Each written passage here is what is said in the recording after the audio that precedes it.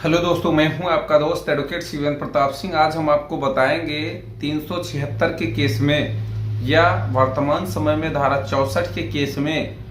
कब आपको पता चल जाएगा कि आपको सजा होगी या नहीं होगी। कहने का मतलब कुछ लोग ये पूछते हैं, ये जानना चाहते हैं कि मैं सजा से बच पाऊंगा या नहीं बच पाऊंगा। तो बिना केस पढ़े भी या यूं कहें बिना कानून की जानकारी के भी आप जान जाएंगे कि मुझे सजा होगी या नहीं होगी। कुछ ऐसे पॉइंट मैं आपको बता रहा हूं कि आप भले ही कानून के जानकार नहीं हैं, लेकिन आपको पता चल जाएगा कि मेरे केस में मुझे सजा होगी कि नहीं होगी। सबसे पहली बात तो ये समझिए कि अगर एफआईआर में घटना की कोई दिन तारीख नहीं है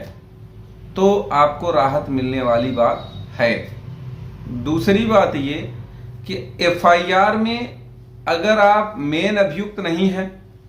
बयानों के आधार पर आपका नाम लाया गया है या विवेचना के दौरान आपका नाम आया, प्रकाश में आया है, तो समझ जाइए कि आपको राहत मिल सकती है। तीसरी बात ये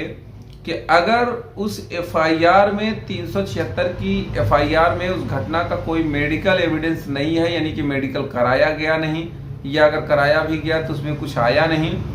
तो भी आपको सजा से यह बात बचा सकती है। चौथी बात ये कि एफआईआर काफी डिले है। घटना की दिन तारीख कुछ जो बताई जा रही है वो एफआईआर के दिन तारीख से बहुत पहले की बताई जा रही है, यानी कि एफआईआर डिले का कोई कारण नहीं बताया गया है, तो भी आप समझ जाइए कि आपको फायदा मिल सकता है। पांचवी और इम्पोर्टेंट बात ये कि एफआईआर में कुछ और बात लिखी गई है, 161 में कुछ और बात लिखी गई है, 164 में कुछ और बात लिखी गई है, तो भी आपको बेनिफिट, यानी कि many contradictions of FIR and 164 victim statement. इसी के साथ छठवीं बात, अगर 164 के बयान में पीड़िता ने आपका फेवर लिया, आपका पक्ष लिया, यानी कि कुल मिला के यूं कहें आसान शब्दों में कि 164 का बयान अभियुक्त के पक्ष में पीड़िता ने दिया, तो भी यह बेनिफिट आपके फेवर में ही जाएगा। सातवीं बात ये, एफआईआर के बाद जो इन्वेस्टिगेशन की गई उसमें घटना स्थल का कोई जिक्र नहीं, घटना स्थल के बारे में कोई खास बात नहीं है, कोई नक्शा नजरी नहीं बनी है, यानी कि घटना स्थल पे विवेचक विवेचना करने ही नहीं गया हो। अगर गया हो तो उसमें क्या कब कहाँ चीजें थी मेंशन नहीं किया हो, तो भी आपको फायदा मिलेगा। 8 नंबर की बात, अगर घटना स्थल पे स्वतंत्र साक्षी नहीं मिले या फिर उस पूरे एफआईआर में कोई भी आई विटनेस या फ्री विटनेस यानी स्वतंत्र साक्षी नहीं हो, कोई मौके का गवाह नहीं हो जिसने वारदात देखा, इस घटना को देखा, यानी कुल मिला के जब गवाह सिर्फ और सिर्फ लड़की के घर वाले ही हों या केवल पुलिस वाले हों,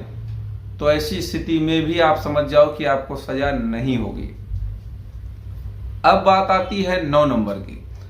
अगर आपके पास ऐसे एविडेंस हैं जो यह साबित करते हैं कि आप दोनों का मिलना जुलना, प्रेम प्रसंग, आना जाना, होटल में रुकना ठहरना, ये सब का कोई एविडेंस है, तो भी आप समझो कि आपको कोई सजा नहीं होगी, आप सजा से बच सकते हैं। 10 नंबर, अगर किसी कारण से एफआईआर दर्ज कराई गई हो, वो मेन कारण ये है कि आपके और उस पीड़िता के परिवार से विवाद पहले से चल रहा है या अभियुक्त द्वारा पहले से कोई एफआईआर दर्ज कराई गई,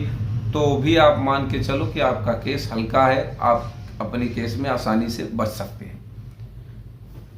इसी के साथ और भी ऐसे ग्राउंड्स होते हैं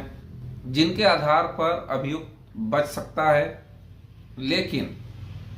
अगर इसके दौरान इसके बावजूद भी आपको सजा हो जाती है